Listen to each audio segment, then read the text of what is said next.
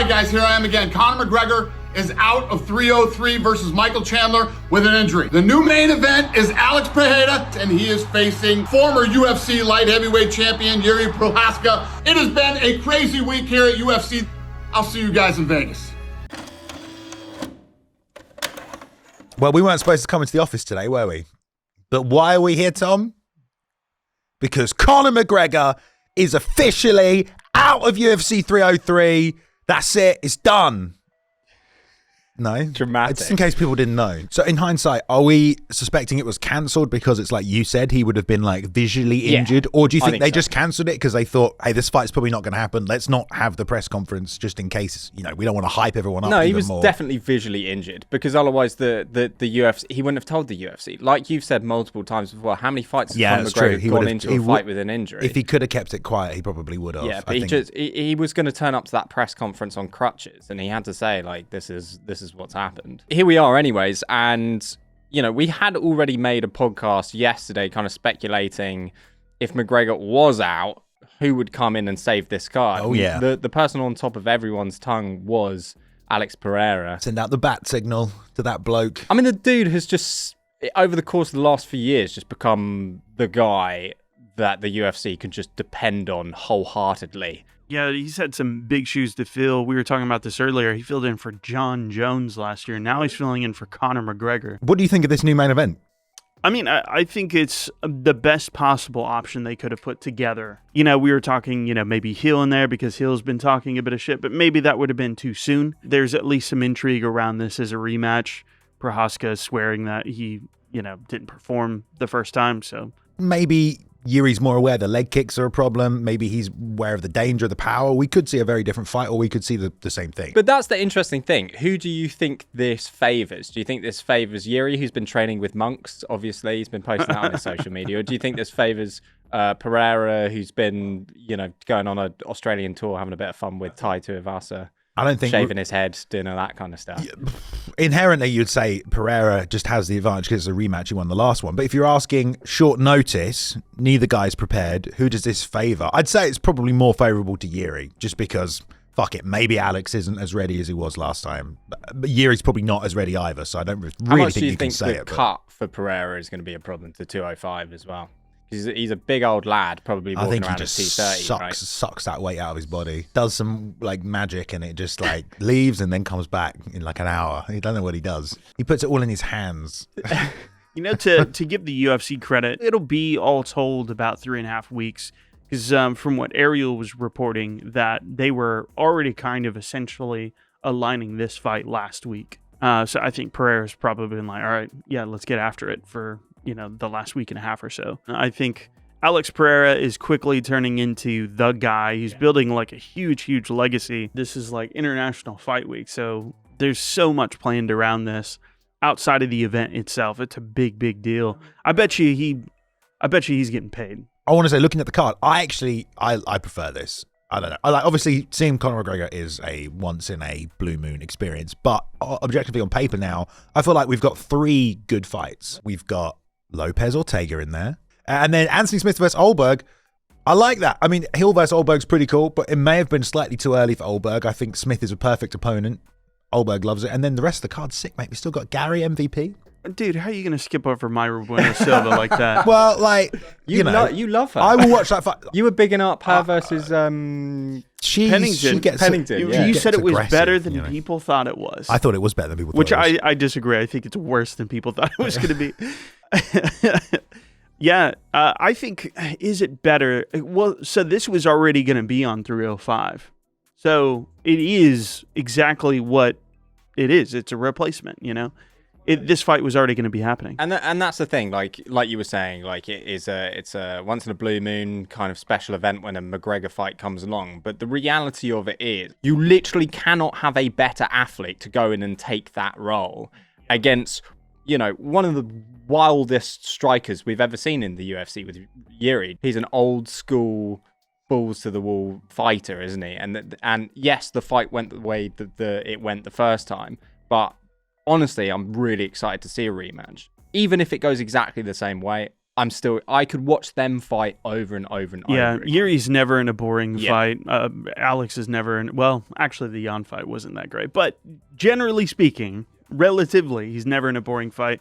Yes, I mean it's guaranteed fireworks. We're almost certainly going to see another finish again. Main event is sick. Co-main event is sick. Yeah, Olberg is in. Gary Page. What more can you want? But then the rest of the card, mate. For some reason, I feel like McGregor was eclipsing a lot of this. You know what I mean? Like, a lot of people didn't really pay much attention to the rest of the card. All of a sudden, it feels like it's opened up into a completely different event. Make no mistake about it, though, it's still catastrophic for the UFC. Yeah. Like, if they were going to sell around 1 million buys, they're lucky if they make 500K you are right. on this one. 500,000 buys, that is. Any other sport, generally speaking, like say if it was boxing, they would just cancel the event. Yeah. They would postpone it and they would move it. Can't really postpone the International Fight Week event. No, exactly. You can't just be like, yeah, we're not going to do a fight. Also, in terms of like this McGregor injury, it's just like, not only is it like catastrophic for the UFC and having to go through the woes of trying to replace the guy, but also like would you not say this is a really bad sign for like the greatest comeback anyone's ever seen? It's just like, here you are, you've had this horrible injury. You've been off for, a couple of years, and then you're bigging it up as this big thing. The presser in Dublin gets cancelled, then the fight itself gets cancelled. Like, is this an indication that what a lot of people are saying is just like, no, you guys are stupid, you're never going to see McGregor again? I mean, it's hard to say, isn't it? Like, I honestly felt like we might never see Anderson Silva again, and then we did see him. Same with Weidman. Weidman's had 2 fights since the leg break, but it's kind of like you are really lucky to recover from that injury, number one. Yeah. It might really actually be that it's so catastrophic and he's tried everything he could, but it's still like damaged. Well, I don't think it's anything that serious, though. Yeah, I think it might not be. I watched Ariel's, so Ariel did a live stream on his own channel, and he was saying, yeah, I think it's really not that big of a deal. It's just enough to keep him out of this fight, which makes me think it's something small like a cut. Something his left hand is something broken. Where the docs wouldn't let him fight, something like that.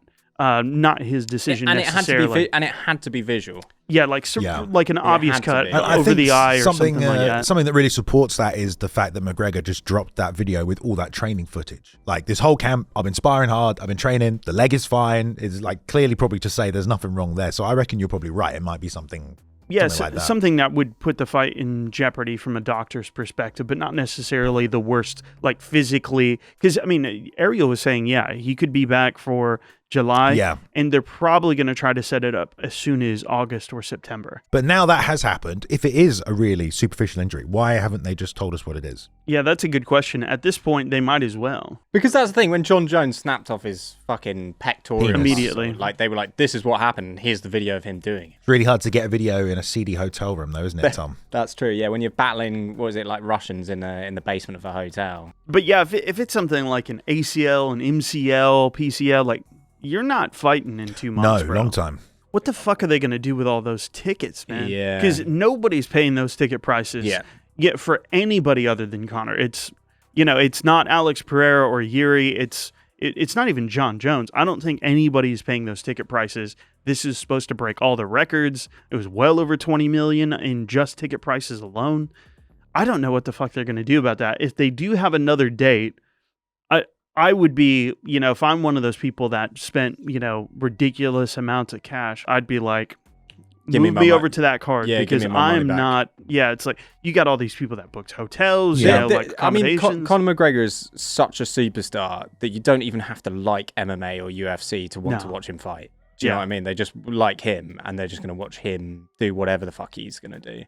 Do you think it's not just that, maybe they can move those tickets to the next event and everything like that. Maybe people get tickets refunded, but surely this also means, if they do announce, hey, July, McGregor, Chandler's been rebooked, how many people are going to be more apprehensive about buying a ticket or even rebuying a ticket if they get refunded because this fight has fallen out? I mean, it's got to make people worried, right? Like, I'm sure a fuck ton of people are just going to outright ask for refunds. And you talk about them losing money, like there's money to be lost there as well on top of that, even if they do get it all sorted. So, well, anyhow, there's some other massive news that broke last night. What the fuck is going on with MMA news? What the fuck is going on with Khamzat Chimaev? Exactly.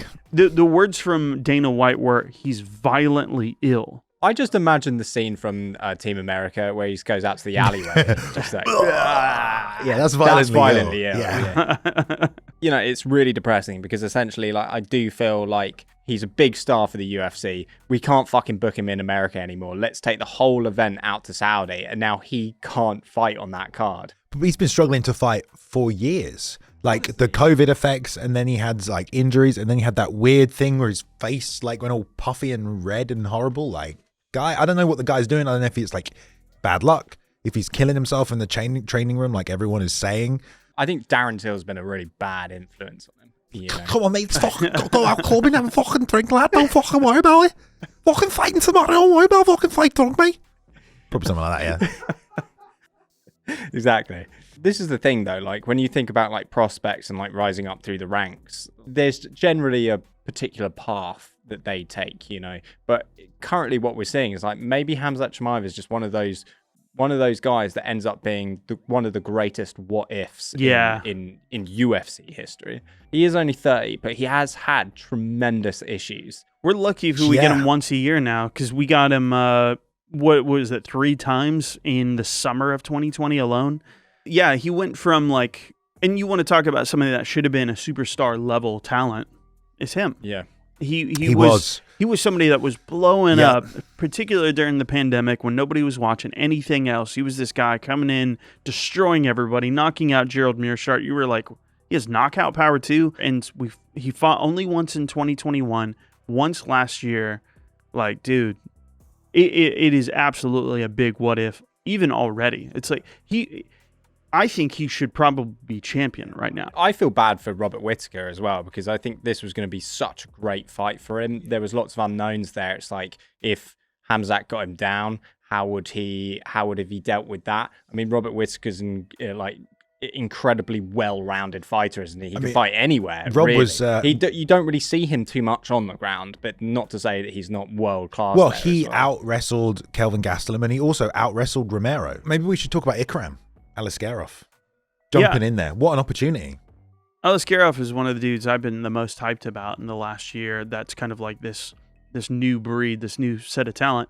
It makes sense that he takes this role as well. You know, a guy who's he lost to Chimaev as well, and you know, here he is taking his stardom. I know, it's literally like on the way up, Chimaev was like, "I'm taking everything you worked for," and he's like, "Oh, guess what?" Like, how symbolic is that, by the way? You know, we're just talking about how Khamzat is kind of this potential what if, and you have the guy who he knocked out, and here this guy is in the same amount of time.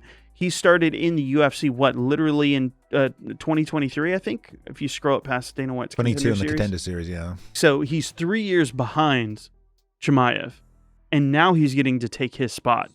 If he wins against Robert Whittaker, he's all of a sudden in the title hunt. For him, though, it's kind of awkward, because I do see this as a sort of a Benoit Saint Denis versus Dustin Poirier sort of fight for him. Yeah. It's a ginormous step up. When you do look at the previous fights that he has had. Phil Hawes is world class. Phil Hawes loves getting KO'd, though, doesn't he? That's his major hobby outside of winning. It's getting knocked out. So what he's looking to do against Whittaker will be something that, you know, if he does do it, it should be really celebrated as well. But like you said, it could be a make or break, a Benoit Saint Denis moment for him. So we'll see. Yeah, it's probably even a bigger step up, wouldn't you say? Because, you know, Benoit had high profile wins, like, you know, in front of the French audience and people going crazy for him. The last couple times, he was kind of like the French new star, the burgeoning new star. And it definitely was a big jump. I don't think anybody saw that coming this year for Benoit. But this one for Aliskerov is like way up there. I mean, Warley Alves. Yeah. To Robert Whittaker. The step up is crazy. What's this? Dana paid $27,000 USD for tickets to see McGregor. Now he's out. Can I have a refund? I mean, yeah, fuck yeah. I'd be doing the exact same thing. VIP experience. Yeah, who the fuck wants that? There is no champion VIP experience. We were chatting about this yesterday. Is, you know, they put that on the poster, card subject to change. Like, I don't know how much that's going to be able to save them. Jesus Christ, man. Are they giving fucking hand jobs at the champion VIP experience? What's the fucking deal there?